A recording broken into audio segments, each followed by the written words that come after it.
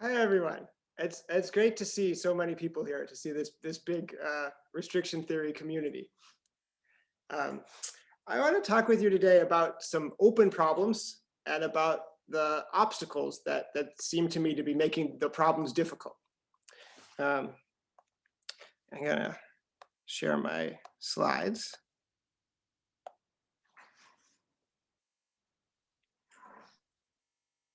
I thought it would be fun at the start of a community like this to talk about some things we don't know instead of some things that we do know. Okay.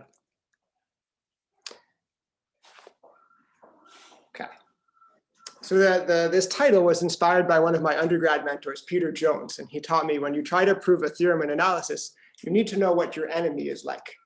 You need to try to imagine that there might be a counterexample to this theorem and think about what that would be like. Let me give you an example of an enemy scenario that has had a big influence on our field in the past.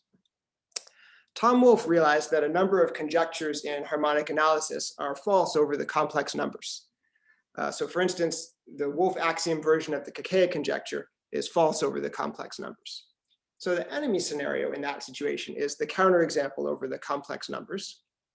And it helps us to rule out approaches to problems and to look for fruitful approaches to problems. Because for these problems that are false over C, we know that in order to make progress, we need to find a tool that distinguishes between the real numbers where the actual problem is and the complex numbers. Okay, so that's what I have in mind when I say an enemy scenario. But I'm going to talk to you about a different enemy scenario. It's an obstacle for some different problems in restriction theory. And as an example, I'm going to talk about a problem called the Mizohata-Takeuchi conjecture, which I'll tell you what it is below. But I think that similar enemy scenarios apply to a bunch of problems. And one thing it could be nice to do is to gather together problems that have a similar enemy scenario. And by the way, let me know if you would be interested in working on that. I'm going to try over the talk to suggest some possible projects and directions that people might want to work on. And if you think you might, then feel free to be in touch. Okay. So here's a rough overview of this enemy scenario. So wave packet decompositions are a key tool in a lot of things that have been going on in restriction theory recently. And a lot of big theorems, like for example, decoupling, only really use two properties of the wave packet decomposition. Orthogonality and being locally constant on rectangular tiles. I'll review exactly what that means.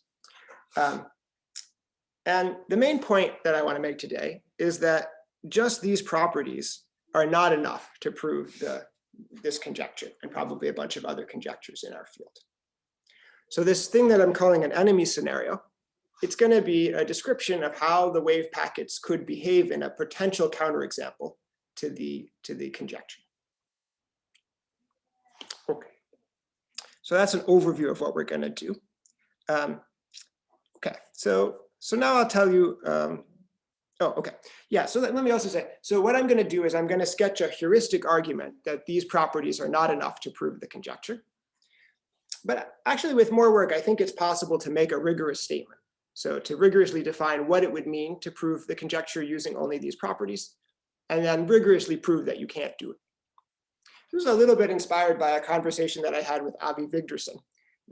So he works in theoretical computer science. And in that field, people prove a lot of barrier things.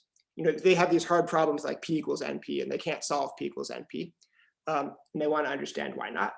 And they prove some kind of barrier arguments that say that for thus and such a hard problem, this rigorously defined method of proof can never do better than this level of quality of result. And he was encouraging people in other fields to do that also. And I think it might be a good idea for us. Okay. Okay, so now let me tell you what the particular question is that we're going to talk about. So, so if we look at the circle and d sigma is the arc length measure, then this is the extension operator for the circle. One of the questions in restriction theory is given different information about how big G is. What can we say about how big EG is? And for example, the Stein-Thomas theorem is an important LP estimate connecting these things. Okay. And we're going to be talking about weighted estimates. So let me motivate that a little bit. The Stein-Thomas theorem basically tells us how, in some sense, how big EG can be in terms of the L2 norm of G. So for instance, if you look at the super level sets here, you can estimate the measure of the super level sets in terms of the L6 norm of EG, which is bounded in terms of the L2 norm of G. And that gives sharp estimates for the size of the super level sets. But it doesn't tell us anything about the shape of the super level sets. And the weighted estimates allow us to probe the shape. So here's how it works. We take a weight function, which is just a non-negative function, w of x. And the main example is it could be the characteristic function of some set. And then a weighted L2 estimate is an estimate like this.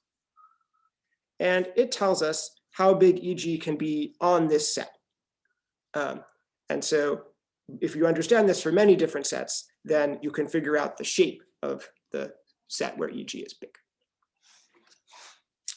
Okay. So the Mizohata-Takeuchi conjecture is a conjecture about weighted L2 estimates for the extension operator. So suppose we have a weight function, little w of x. If I have a set, I'll write little w of the set E to be the integral of the weight function over the set. Okay, and I'd like to understand if I make a weighted L2 estimate like this, like what is an intelligent thing that an intelligent and true thing that I could put in here for this constant. Okay, and the conjecture is in terms of tubes. So an R tube, which I'll call L, is the R neighborhood of a line in R2. And fancy L sub R is the set of all the R tubes. So the Mizuhara Takeuchi conjecture says that the constant you can put here is the sup of W of L, the sup over all of the one tubes. And so if I have some set W, and my weight is the characteristic function of this set W, then it says what I should do is I should consider all of the different tubes of width 1 and see how much of W is in each tube and take the maximum of that. That's what I put over here. And then we get a weighted L2 estimate like this. Okay, I usually say at the beginning, but I forgot until now, that you should feel free to stop me and ask questions or put questions in the chat, and I'll try to pause and check in sometimes. So we'll motivate this in a second, but is the statement clear? Is there any questions up until now? I didn't know if you will be talking about this, but I have been always wondering what's a good example for the supremum being 1? Yeah, what's an interesting example of a set where this is 1? Yeah, we'll get to that. Okay, yeah, thanks. Great. Okay. Larry, is the conjecture that the constant here is 1? Was it important? Oh, no, it's not. There's a constant. That's a typo. Yeah, there's a constant here. Yeah. Yeah. Okay.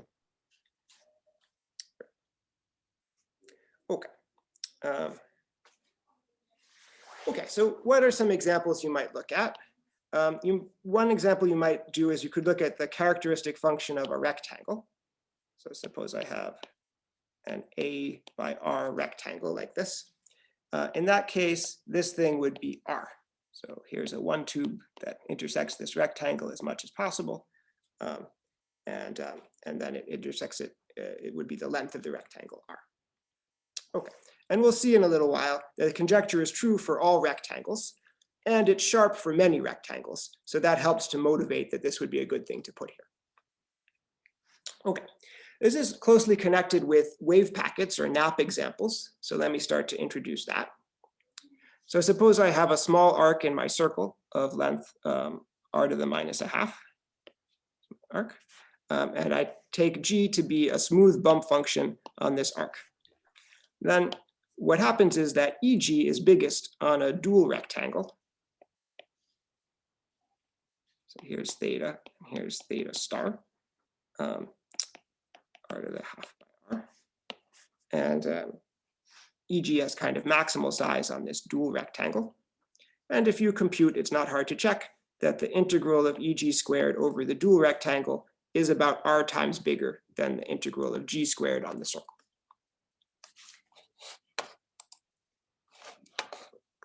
There's a question in the chat. Okay, is the extension operator here only about the circle or other C2 curves as well? That's a good question. Everything I will say in this talk would work for other C2 curves also, but it is this is an open problem, and it's conceivable that it makes a difference whether it's a circle or another C2 curve.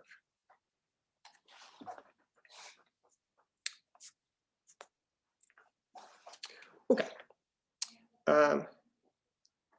So if my weight is the characteristic function of a rectangle, which is a by r, and if a is bigger than r to the half, then I can choose my g to be a nap example. And so EG is supported on this dual tube, and that's inside of our rectangle. So from the page before, we get this, and we really need to have an r here, which is remember for the case of a rectangle, this soup is r. So the MT conjecture, it sort of matches what happens for rectangles. So for rectangles with a reasonably big width, you can't do any better than this, and we'll see in a little bit that it's true for rectangles. And so it's the right thing to say for rectangles, and then it would be much more exciting and interesting to figure out if it's the right thing to say for any set. Yeah, so for Sarah's question, if we do talk about C2 curves, we would want the curvature bounded above and below. Okay. So how much do we know about this conjecture? One thing we know is that the conjecture is true for a ball. This is a good exercise in restriction theory, and we'll sketch a proof below, which is not the simplest proof. Okay, and and therefore, because it's true for a ball, it's true for any rectangle. So if we have a, okay, Jonathan has a good question in the chat. Yeah, okay, hold on a second. So I'll come to that at the end of the slide. Okay, so it's because it's true for a ball, it's true for any rectangle by a simple argument. If I have a rectangle, I just put it inside of a ball. There's my rectangle, it's inside of the ball. And so the integral on the rectangle is bounded by the integral on the ball, which is bounded by this. Okay, so it's true for any rectangle. A hard case is when E is a complicated union of balls. Something like this. Okay, so there's a helpful discussion in the chat about whether we actually should assume that our curve has any bounds on the curvature. And Tony Carberry, who has thought about it a lot, said it should be true without the curvature. I guess a toy case that's probably easy to think about is the case where the curve is just a line segment. We should understand that case pretty well. And probably Tony is telling us that it's true for a line segment. Is that right, Tony? Not to put you on the spot. Yeah, okay. So indeed, it is true for lines. And it's okay, yeah. So people we don't know any counterexample. It could be true for any C2 curve. So nice question by Sarah. But on the other hand, for the nicest C2 curve, the circle, we don't know whether this is true or not. Okay. Okay, so that's one thing we know about it. We know it's true for a ball. And we definitely don't know it's true for all sets. But another thing we could do to try to see how well we understand is we could quantify, we could prove weaker things with a loss and quantify what the loss is. So in order to be able to do that, we restrict things or localize things to a large ball of B sub r. And then we can ask, what power of r do I have to stick in this inequality so that I can prove it? So if you put a really large power of r to the 100, it's pretty straightforward to prove that this is true. The conjecture is that we should be able to put r to the 0, and we can try to push alpha down as far as we can, see how close to 0 can we get. Okay, so I'm going to tell you a couple things about what we can do with alpha. One thing is I'm going to tell you that it's true with alpha equals a half. And that uses wave packet methods. And I put folklore question mark. I don't exactly, it seems very plausible that this is a known thing. I don't have a reference, but the techniques involved are not new. Okay, so alpha equals a half is okay. And then the main thing I want to tell you about is that I think it's going to take a really new idea to get below a third. And so I'm going to explain why that is. And that's the real point of the talk. So this half is sort of for context and to start to get a feel of how some ways you might work on this problem. Okay. Okay, so wave packet methods are going to be how we'll get alpha equals a half. And I also want to recall them because I want to, the real point is to say that they have some limitations. So we're going to recall what wave packet methods are, and then I'm going to try to argue that they're not enough to get alpha below a third. Okay, so what are wave packet decompositions? So suppose I have an arc in my circle, which I call tau, and its length is going to be written L of tau. And we write G sub tau for G restricted to tau. So for any given length, we can decompose the circle into arcs of length L, and then we can decompose our function, and we can decompose EG. Okay. And we do that a lot, and let me remind you in restriction theory, and let me remind you of some nice properties of this decomposition. Okay. So this decomposition has two very useful properties that people have been using a lot in the field: the locally constant property and local orthogonality. All right. So, okay, so suppose I look at one of these arcs. So I have a circle, and in that circle, I have an arc. I'll draw it pretty big so I can get so you can see the geometry. That arc is contained in a box. So tau is an arc of the circle. It's a curved thing, and it's in a box that's called box of tau. And its dimensions are length of tau long and length of tau squared thick. And it has a dual box, tau star, that we talked about before when we did the NAP example. There's tau star. And it has the same axes with the inverse lengths. And then I can tile space by translates of this tau star. And t sub tau is that tiling. Okay, so here's one way of doing wave packet decompositions. If I have some function capital F whose Fourier transform is supported in this box of tau, then I can write it as in a decomposition like this over all of the tiles in this tiling. Okay, and for each tile, my function is a constant times WT. And this WT is called a wave packet adapted to the tile T. So the norm of WT is approximately the characteristic function of T, and then it decays rapidly as you move away from T. So say this one is T. And the Fourier transform of WT is supported in our box tau. Okay, and so each term in this is called a wave packet. So that's a wave packet decomposition. And if I set it up this way, I can do it for any function whose Fourier transform is supported in this box. And in particular, that's true for EG tau, because the Fourier transform of EG tau is supported actually on the arc tau. Okay, so the Fourier transform of EG tau is supported on tau, so it has a wave packet decomposition like this. And one thing in particular that we can take away from that fact is that the norm of EG tau is morally approximately constant on each tile, on each translate of tau star. So that's what I'll call the locally constant property. So there's some technical annoyances in decoupling and restriction theory to state this in a precise way and then use it in a precise way. And I'm actually not going to do that because it's sort of orthogonal to it takes some work and a lot of us are familiar with it. It's not that interesting for a colloquium style talk. Okay, so that's one of the key properties, the locally constant property. And the second one is local orthogonality. And I'm going to state this in a bit more general way than I have usually done it before, but because I think that this is the right general setup to to do a lot of the arguments that we do in decoupling, for example. Okay, so suppose I have a convex set K in R2, and I want to know when the functions e.g. theta are orthogonal on K. Here's what I should do. I let K star denote its dual set.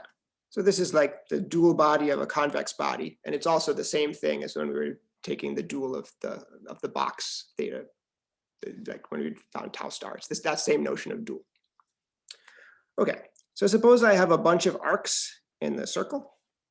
So here I'll draw a piece of the circle and a bunch of arcs. Okay, and I have my convex body K. Maybe K looks like this. And it has a dual body, which lives in Fourier space. So this would be the dual body K star. Okay, so if I want to tell whether the functions e.g. tau are orthogonal to each other on K, what I should do is I should look at the Minkowski sums of theta and K star. So if I take the Minkowski sum of this first theta and K star, it looks sort of like so. And the second one looks sort of like so. And the third one looks sort of like so. So in this setup, these are indeed disjoint or have finite overlap. And so that means these functions, e.g. theta, they should be approximately orthogonal on K. Okay, and here's a proof sketch. I choose a bump function on K, which is like 1 on K, and then it's rapidly decaying outside of it. And I can do that so my bump function has a Fourier transform that's supported in K star. And now if I look at eta K times e.g. theta, which basically is localizing e.g. theta to K in a smart, smooth way, then it has its Fourier support in K star plus theta. And those are all disjoint from each other, so these functions are orthogonal. And that's the sketch. Okay. Okay, so that's local orthogonality. Okay, so I want to talk about these tools, some things we can do with them, but especially their limitations. But let's warm up by practicing using them and apply them to prove the MT conjecture with this r to the 1/2 loss. So this is what we're going to prove. So without the r to the 1/2, that would be the MT conjecture. And so we made it weaker by a factor r to the 1/2. And now we can prove. All right. All right. Now I mentioned earlier that the integral of e.g. squared on a big ball is bounded by r times the integral of g squared. And actually, these are basically equal to each other in interesting examples.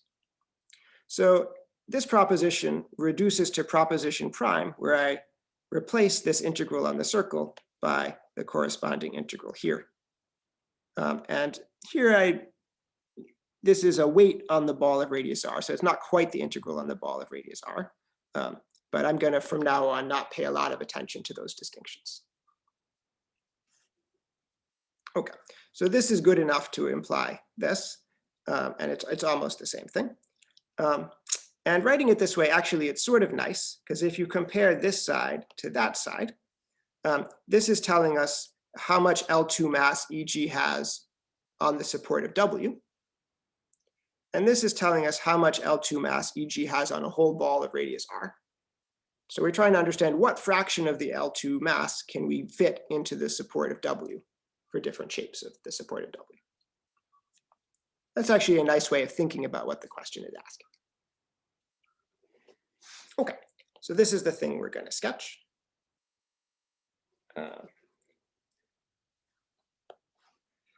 Okay, so here's a case where the conjecture holds. So if the function g is supported on the left quarter of the circle, so g lives here, and our weight w is organized into 1 by r to the 1/2 rectangles. W. Then the conjecture is true. Okay, so why is that?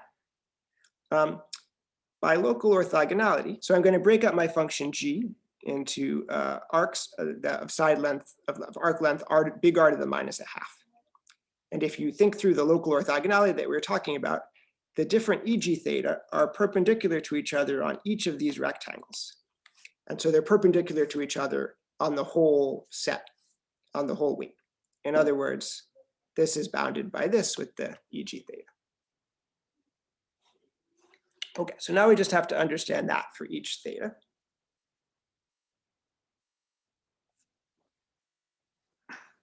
So we're just copied up to here. And now EG theta is constant on each rectangle in T theta. So we have our big ball.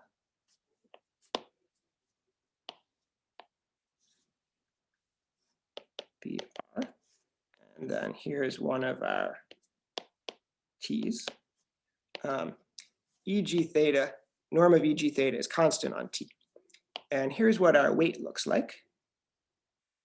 Our weight has some 1 by r to the half rectangles. Okay, so when I do this integral with the weight over T, I'm just picking up the number of these vertical rectangles in T. And whereas if I leave out the weight, I would be picking up the whole area of T. And the ratio between the area of the vertical rectangles versus the whole area is at most the size of W along a line divided by the length R. So that just reflects the geometry in this picture.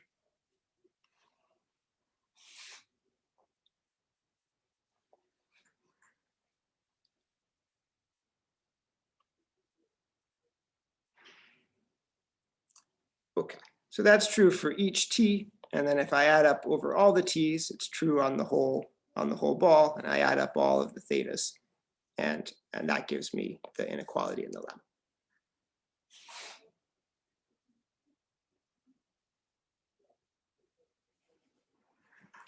Okay. So the MT conjecture is true for sets with this special form. By the way, the whole ball is a set of this special form, so it's true for balls.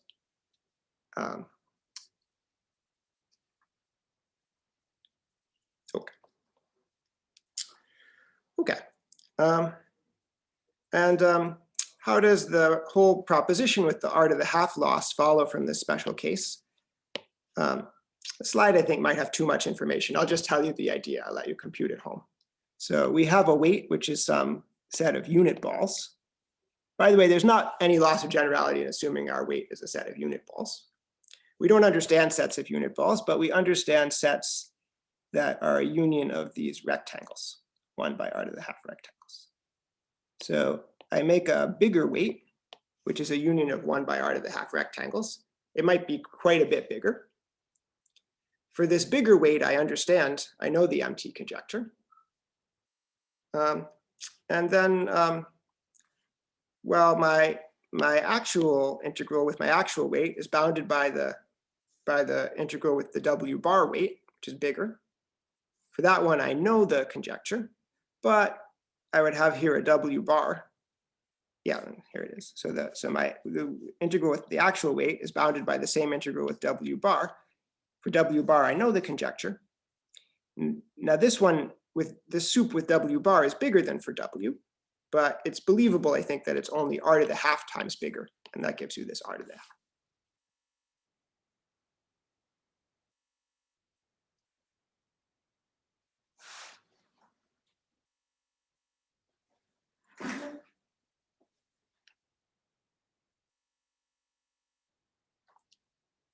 Okay, so that gives some flavor of using local orthogonality and the locally constant property, and it gives some weak version of the conjecture. Okay, now these two things are used in more elaborate ways in lots of arguments in the field. For example, in the proof of decoupling. They're really prevalent. So they're used in a lot of places, but I'm going to argue to you that they don't encode all the information about the extension operator. And I don't think that they're enough to prove the whole conjecture, the whole MT conjecture. So how can we make something like that precise? Suppose I say to you, decoupling, quote, only uses local orthogonality and the locally constant property, maybe at many scales. What does that sentence actually mean? Does it have a precise mathematical meaning? One way to make it precise is to set up axioms that encode these properties, but that don't encode any other properties of the extension operator. And then if we can prove decoupling for using these more general axioms, then that's a precise statement that encodes this thing in quotes at the beginning, that we're really only using those things. Okay, so let's do that. So here are what I think are some plausible axioms for decoupling theory. So for every dyadic arc in the circle, we have a function on R2. And so we have a set of functions, and they have two axioms. The first axiom is that the norm of f tau of x is approximately constant on each translate of tau star. The second axiom is supposed to correspond to local orthogonality. So it says that if I have a large arc, which is broken into smaller arcs, and I have a convex set, and the smaller arcs plus k star are disjoint or finitely overlapping, then I have an approximate orthogonality relationship on the set K. Okay. So these two axioms are inspired by the properties of the extension operator. So if f tau is e.g. tau, then these two axioms are morally true, although the truth has these annoying tails. But these are two properties of the extension operator, but they're not all of the properties of the extension operator. So just to be clear about what we're saying and what we're not saying, here are two things my axioms don't say. They do not say that if I have an arc gamma, which has been subdivided into some smaller arcs, tau 1, tau 2, and so on, the axioms do not say that f gamma has to be the sum of the f taus for all the tau and gamma. Also, the axioms don't say anything about the support of f tau hat. They only say these two things. So these functions are not required to have any relationship to one another, except for these, they have to obey these two axioms.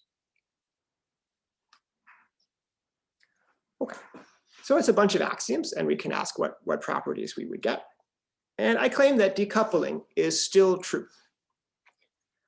So the general decoupling theorem says that if the f tau obey these two axioms, then the f associated to the whole circle in L6 is bounded in terms of the L6 norms of f taus by this equation.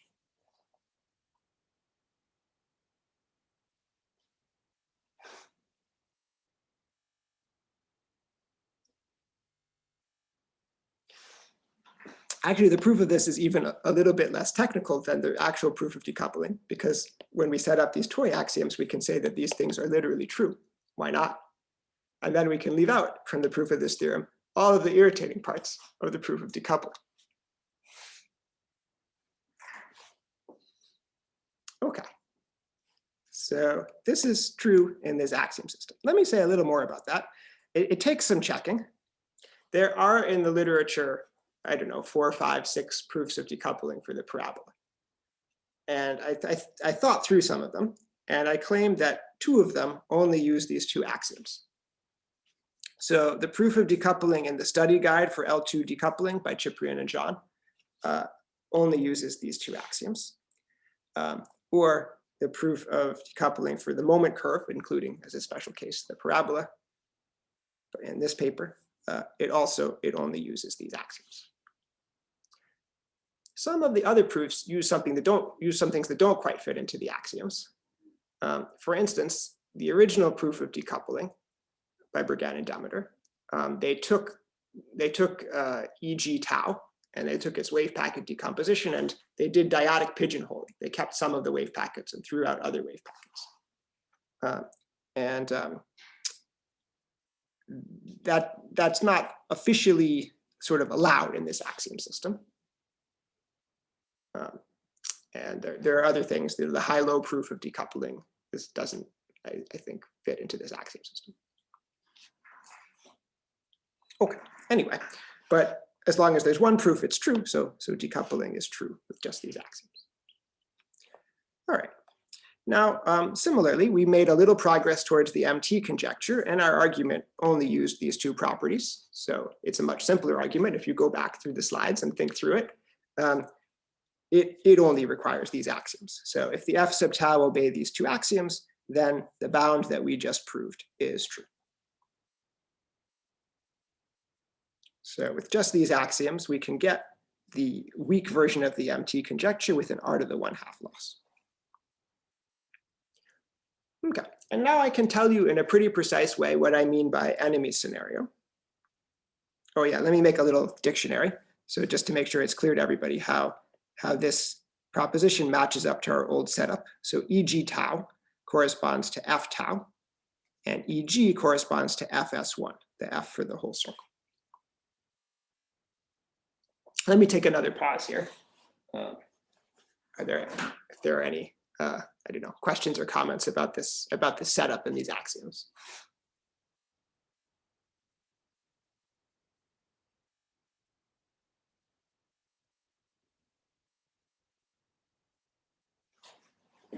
All right. Okay, so now I can tell you about the enemy scenario. So we know that if F sub tau obey the axioms from the last slide, then MT is true with an extra r to the 1/2. But I claim that if we just obey these axioms, then we need to put basically r to the 1/3 there. Right. In other words, we're going to construct some functions F tau that obey the axioms on the last slide, and they obey this. The left-hand side of MT is at least r to the 1/3 minus epsilon times the right-hand side of MT. So I'm going to describe the scenario, and I have to tell you what is the weight W and what are all the functions F tau. Okay, and so what is the weight W? That will come to Reishang's question from the beginning. What's an interesting example of a weight function that's hard for us to understand? Okay. So Tony Carberry investigated interesting weights for the conjecture, and he proved this theorem. There is a weight W, which is the characteristic function of a union of R unit balls in the R ball. And the number of unit balls that intersect any one tube, for like a 1/r tube, is at most around log R. So in particular, it's smaller than r to the epsilon. So just by averaging, if we take r unit balls and B2 of R, an average 1/r tube will intersect one ball. But they don't have to all be average, and you have to do some thinking to see that really all of them are intersect not too many. And the rough idea of Tony's proof is to choose these R unit balls randomly. Okay, and by a similar argument, we can arrange. So here we arrange that each 1/r rectangle intersects only kind of an average number of balls, which is 1. Also, each r to the 1/3 by r to the 2/3 rectangles intersects only at approximately an average number of balls, unit balls of W. Okay, so that's our weight. Now, what are the functions F tau? So we have to define an F tau for each dyadic arc tau, and we'll do it in 2 regimes. And every time as we go, we have to check that they obey local orthogonality and they obey locally constant. Okay, so the first regime are small arcs that go from scale r to the -1/2 to r to the -1/3. R to the -1/2 is the smallest scale that we're going to consider. Formally, the way I set it up, I said you should go all the way down, and it's not that hard to do that, but nothing interesting happens down there. And I'm not sure really whether it's worth including those in the axioms or not. Between r to the -1/2 and r to the -1/3, each F tau is just a constant function on the ball. And the amplitude of the constant function is the length of tau to the 1/2. And that is arranged to make orthogonality work. So if I take a larger interval, which is broken up into smaller intervals, but they're all in this length range, then the amplitudes are arranged so that I have pointwise square root cancellation, or pointwise orthogonality, which of course we can integrate to get regular orthogonality over any set. Okay, so local orthogonality is built into that. And the locally constant property is straightforward. My functions are designed to be constant on the whole ball, so they're constant on all of the tiles. Okay, now just in terms of following the axioms, we could keep going. You don't have to stop at r⁻⁻⁻. You could keep having square root cancellation all the way up, all the way through the whole way. But that would not produce an interesting counterexample for MT. So in order to do that, starting at r⁻⁻⁻, we have to adopt a different strategy. Okay. So at this crucial scale, r⁻⁻⁻, we are going to do something a little different. We're now going to choose f tau so that f tau hat actually is supported in the box of tau. So in our axioms, we're not required to do that, but we're going to do it now. Okay, so remember that, let's see. So if we have our circle, and here's our arc tau, and here's box tau, that I have a tiling of the ball of radius r by translates of tau star. So here's a tau star, and then this tiling. And right, okay. And then I can write my function f tau as a wave packet decomposition. And in this setup, remember that wt is in physical space basically the characteristic function of t, and in frequency space, wt hat is supported in box of tau. Okay, and therefore this sum f tau is going to have Fourier transform supported in box of tau. Okay, so now I'm free to choose these constants ct, and I'm going to try to choose them in a sneaky way to cause my final function f to be big on the support of w. And this is what I'm going to do. Well, the norm of ct I actually don't have very much freedom about because of the norm of f tau is going to be the same as on the previous page. It's going to be length of tau to the 1/2. So we're going to have the norm of f tau x is around characteristic function of br, length of tau to the 1/2, just like we had before. We're just picking the phase cleverly. Okay, so that's the norm of ct, but I still get to choose the phase of ct. And the way I'm going to choose the phase is I'm going to choose it so that the integral against the weight is positive. A priori, this integral could be have any phase, but I choose this phase so that it's positive. Now, morally, the weight function just has one unit ball in each of these t's. This is w. So what I'm doing is I'm choosing my phase so that it's positive on that one unit ball. So morally, now f tau is positive on the whole support of w, and it has this norm. Okay. Now this is allowed in my axioms, but I want to point out that this is not an e.g. tau, because f tau hat is supported in box of tau, but it is not supported on the arc tau. So this f tau I've chosen is not e.g. tau for any choice of g.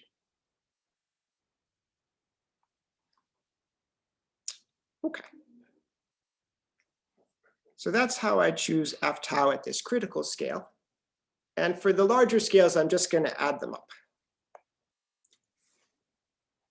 So then if I have an arc which is larger than r⁻⁻⁻, f gamma is just going to be the sum of f tau for all the taus in gamma. And because f tau hat is supported in the box around tau, then we can prove the local orthogonality and locally constant properties for these the same way we prove them for e.g. tau, the same way we prove them when we do decoupling, and so on.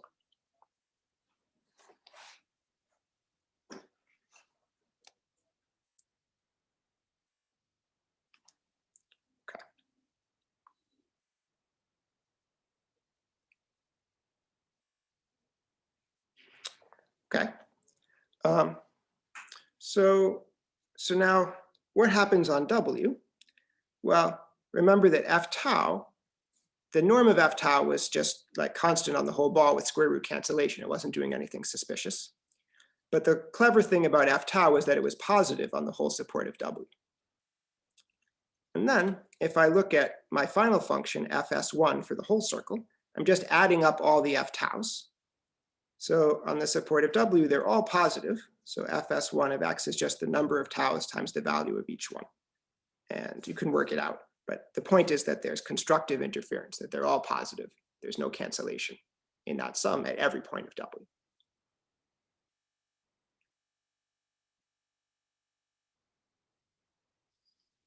Okay, so those are my functions. And I sketched how to check that they obey the two axioms. And I hinted at what was tuned in the construction to make the final function be big on W.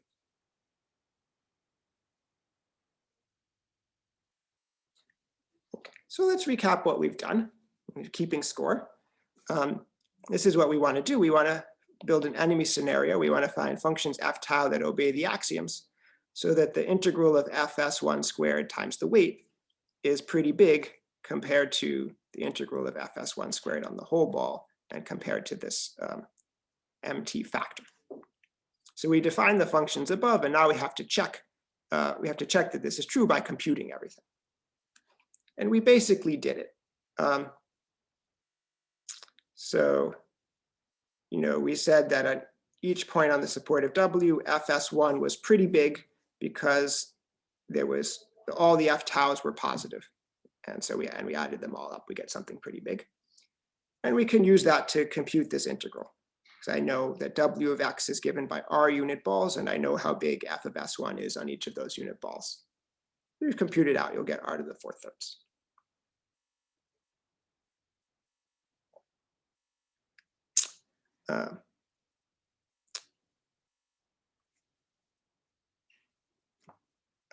Actually, maybe I'll say, if I hadn't been clever, if I had just kept doing square root cancellation the whole way, and my final fs1 was constant on the whole ball, then with my setup, the norm of fs1 would be 1 at every point. But on W, I don't have square root cancellation when I add up the f taus. I have the opposite of square root cancellation. They're all positive. So I get something bigger than 1, and this is how much bigger. And that happens at every point of W, and okay, and then we can compute this integral. Okay, and what about just integrating fs1 squared? Well, we can find that by local orthogonality. And then for the f tau squared, f tau is just constant on the ball, so we can compute this integral, and we see what we get. Okay, so when you plug that all in, that integral is r to the 4/3. This soup of W intersected with a 1 tube is around 1, maybe log r. The integral of fs1 squared on the whole ball is r squared. And if you work everything out, then you just count the exponents. This is true, and what comes out here is basically r to the 1/3. And we may have lost some logs in places like this.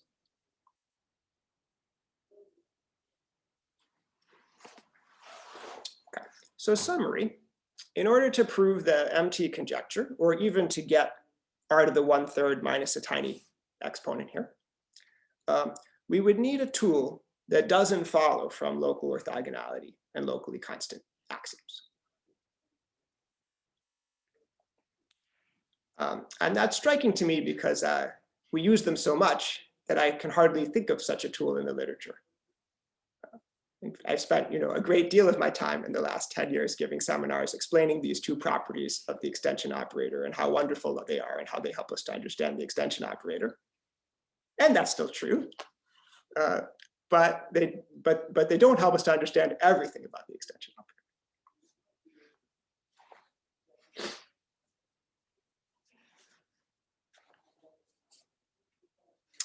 Okay, so what are some directions? So well, it would be wonderful to beat this. I would love to see ideas about that. Some little bit lower to the ground directions. I think a lot of problems have similar enemy scenarios. And it would be neat to formulate that carefully and maybe even rigorously and see what the barriers are for different problems. So here are some candidate problems. Here's another thought about wave packets. Going way back to a little bit before Bergan started to work on restriction theory, he worked on something called the lambda of p problem. So he thought, suppose you take a random set of frequencies between 1 and n with some cardinality. And then you study exponential sums where the frequencies come from this random set omega. And he wanted to prove LP to L2 estimates that hold for random sets. And he proved like very sharp estimates about these things. So the form of this inequality is basically the same as Thomas Stein. But the difference is that the role of a circle or sphere in Thomas Stein is played by this random set omega. So wave packets and the locally constant property are really powerful and helpful for the circle. But I think there basically is no analog of wave packets, no interesting locally constant property that works for random sets. So a possible clue is to go back and think about what did work for random sets and see if any of those things might help. Another thought I had is to look at restriction theory of longer and wilder curves than we've looked at before, which I think these are new problems, so it could be fun to investigate. They're wide open, and I think they'll force us to go past this model of local orthogonality and locally constant. I put about 6 of them in the slides, but I'll just give you one to give the idea, which is a long spiral. So it looks like this. And take a spiral like that wraps around n times. So that's a curve, and it has an extension operator. And we can study, for example, the LP to LQ extension estimates for this curve. Now, if n is like 2, it's not going to be really different from curves that we understand. But the idea is to make n really big and to quantify the dependence on n. So in the estimates, there'll be probably some powers of n, and try to get those as accurate as we can. Okay, so if we do that, we might do our usual game of cutting this long curve into smaller pieces, tau of various lengths. And it could happen that you have an arc tau, which is much smaller than the whole curve, but it still winds several times around.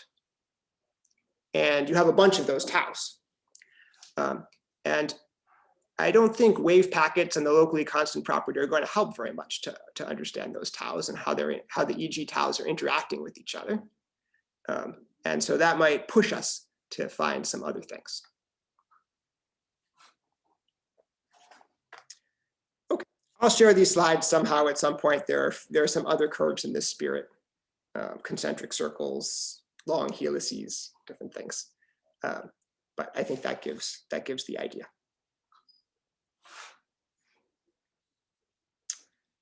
Okay, well, thank you for having me. Let's stop there. Okay, so I think everyone, let's unmute and give Larry a round of applause.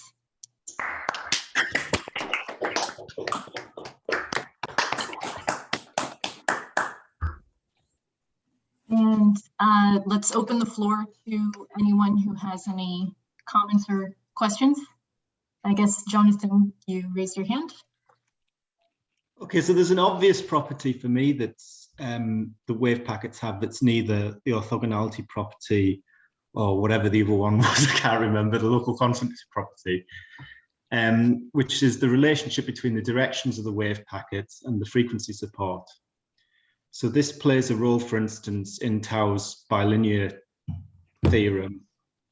And presumably you can't prove Tau's bilinear theorem with those two properties that you listed, because, for instance, Tau bilinear theorem fails for a hyperbolic paraboloid, but it holds for a paraboloid. And those properties don't see this failure because the hyperbolic paraboloid and the paraboloid have a different relationship between the frequency support and the directions of the tubes.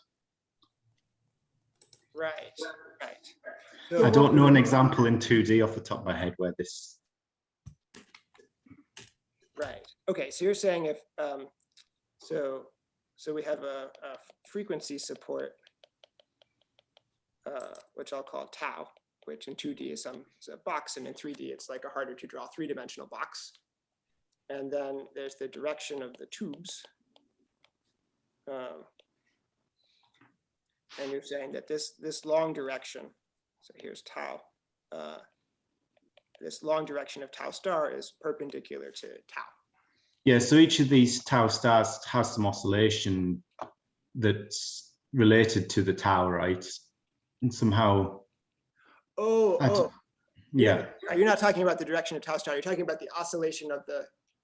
Well, it is. Yeah, the oscillation is related to the direction in some way, right? It's just in this case, it is just the direction of the tube. Gotcha. Yeah. Okay, so if you look at EG tau on tau star, then the direction of oscillation is given by tau. It's given by like this, it's oscillating at the frequency of this point in frequency space. Yeah.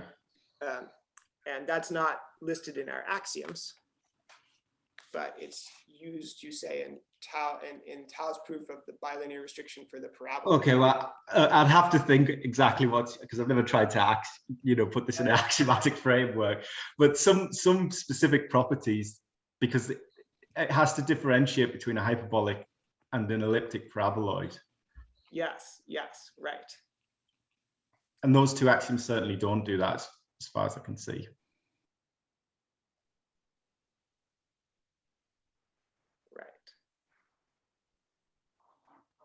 Okay, yeah, that would be interesting. That would be interesting to check. I feel a little unsure. Right. Yeah, I mean the axioms do contain the connection between the direction of the tubes and tau. Direction of the tubes are locally constant on tau star. Yeah. And then you could say, okay, let me look at all the tubes that lie in a certain plane. So you fix a plane, look at all the tubes that are parallel to that plane. That's a set of taus. And then you look at, so you have a set of taus over here. And then you,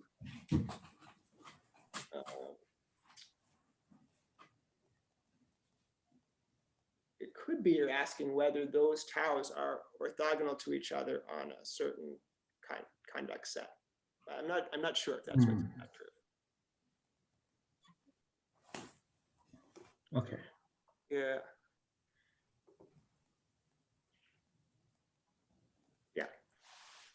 Yeah, you should. Yeah, it's a great question.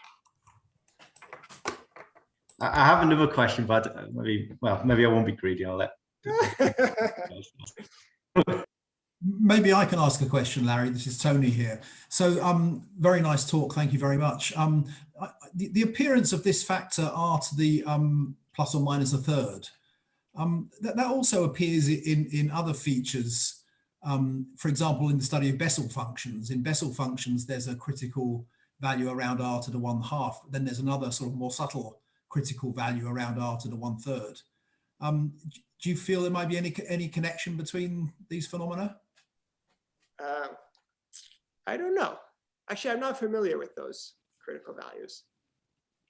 Yeah, I don't know. Because I mean, there are special cases of Mizuhara-Takeuchi which exhibit some, let's say, some spherical symmetry, and in those cases you can go to town with an approach which explicitly recognizes spherical symmetry, and lo and behold, spherical harmonics and Bessel functions appear, and somehow some of the intricate analysis actually involves deep knowledge of the Bessel functions in these regions. And to me, it seems more than possibly coincidental that the same parameters have arisen in your explanation this afternoon. Yeah. Yeah, that sounds interesting. Yeah, I don't know.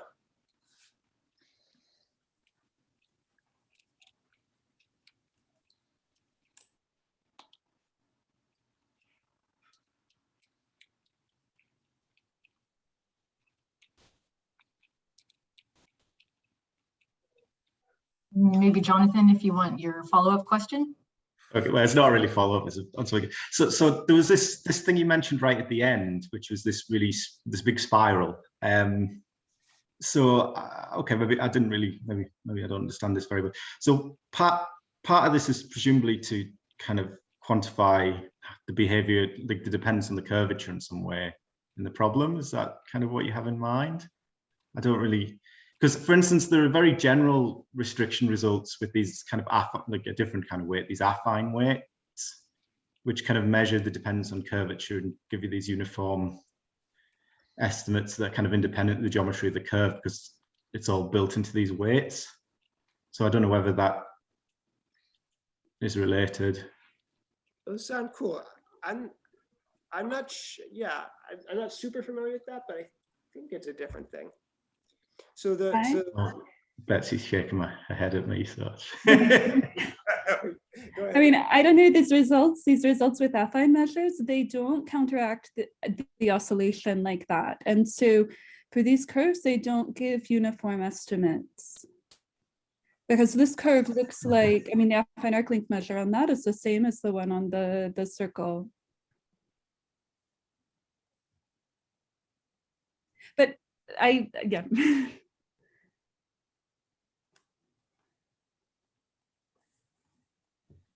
Sorry. okay. Oh, thanks. Yeah, did you have? Oh, sorry. Thanks. Okay.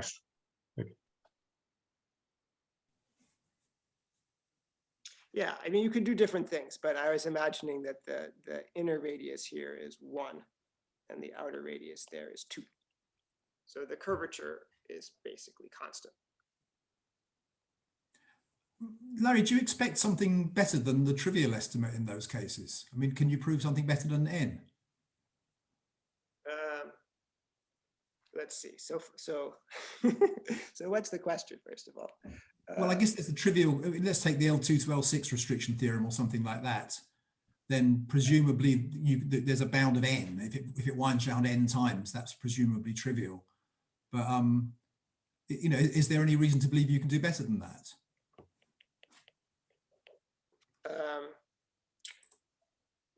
Let's see. So if I break this into n pieces, which is each kind of almost a standard circle, then for each piece EFL6, it would be bounded by something, right?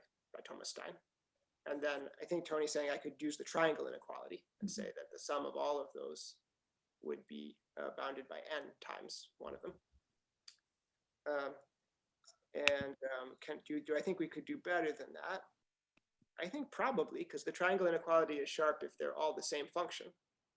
I don't really think they should all be the same function.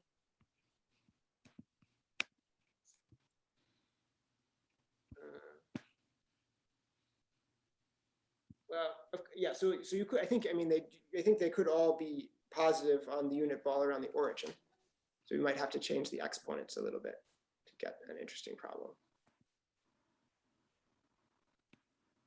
Yeah. So I mean, so in general, we have EFLP of either R2 or a big ball will be bounded by some constant that depends on P and Q and N of FLQ of the curve.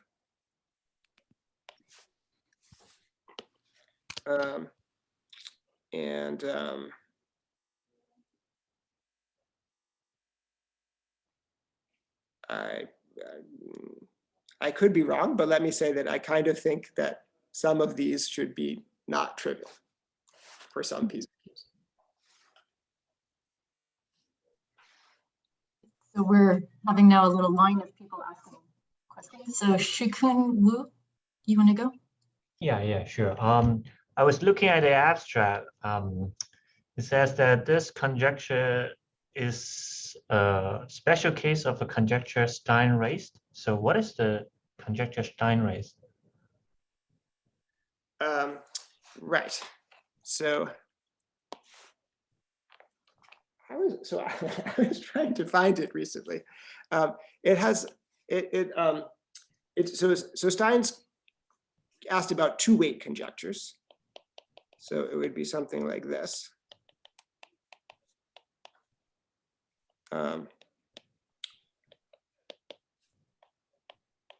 So the idea is that we would put something in this box that makes this true.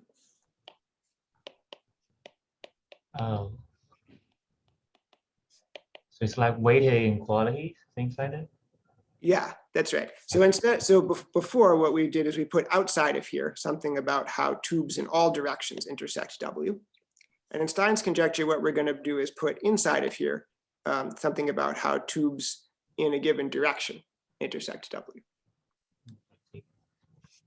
Thanks. Is there a conjecture in higher dimensions? I mean, because restriction in R2 is already known. Yeah, so the question makes sense in all dimensions, and I think the MT conjecture also you could. Yeah, Tony, who knows the history better, has put something helpful in the chat, which I was hoping he might do. Yeah, and yeah, you can ask that. You can ask in all dimensions. Betsy, do you want to go? Yes, I'm going to re-enter the spiral. So what kinds of P's and Q's are you imagining here? Are these arbitrary P's and Q's on the parabolic scaling line, off that line? I don't know that I don't know that there'll be anything special about that line. So I think so. No, I mean, I think there potentially is something special about. Okay, yeah. Yeah, what do you think might be special? So, I mean, are you looking for upper bounds or lower bounds? Or just exactly the best estimate you can get? Yeah, the best estimate you can get. So if you are off the scaling line, then the sort of sequence, so if you look at like one sort of almost circle arc of this, then the sequences that saturate your inequality, they can't concentrate. And so then I bet you can make a Fatu argument to show that N is, at least asymptotically, as these are getting denser, that N is the right upper bound, or a constant times N. But then I think on the scaling line, it could be a little bit more subtle issue, as it's conceivable that to saturate the inequality, you concentrate. And then there's this article of, so then the way that those concentrating pieces overlap in space is conceivably a bit more subtle and more interesting.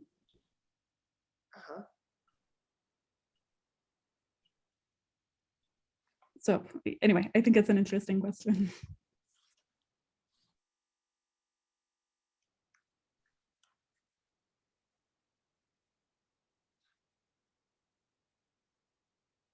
So do we have any more comments or questions? Actually, I guess there was one. I don't know, Larry, if you want to look at the chat quickly. Right.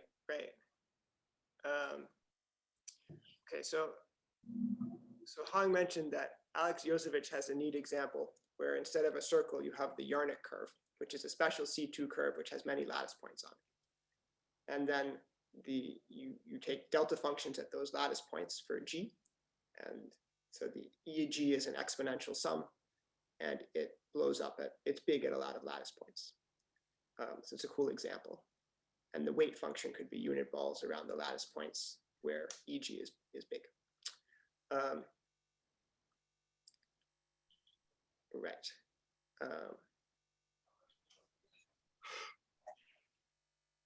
Yeah, how does it work for the MT conjecture? Right. Yeah. It's a nice example. Yeah, it's good to check. I'm not positive, but the fact that they're lattice points means that there are a lot of them on a line. So you have an interesting function G on the Yarnik curve, and EG is big on a bunch of unit balls, and like an interesting sparse set of unit balls, but it's a lattice, so a lot of them lie on a line. So that soup of W of L is actually also pretty big. So you have to check, but I think it may be consistent with the MT conjecture. Yeah, one should check. Yeah, yeah. It's good to check. Okay, so then Polam asked, so in the axiomatic framework, it's MT is true with an extra r to the half factor, and it's false with an extra r to the third minus epsilon factor, and that leaves some room in between to play. And what do I think happens? I'm not sure. It would be interesting to try to figure out where in that range is the best that you can do with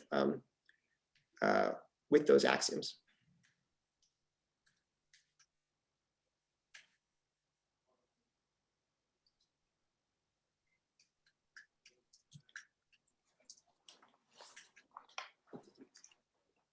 Okay, so since I saw that we're already 20 minutes after the hour, maybe we should just say thank you to Larry one more time and unmute one more round of applause.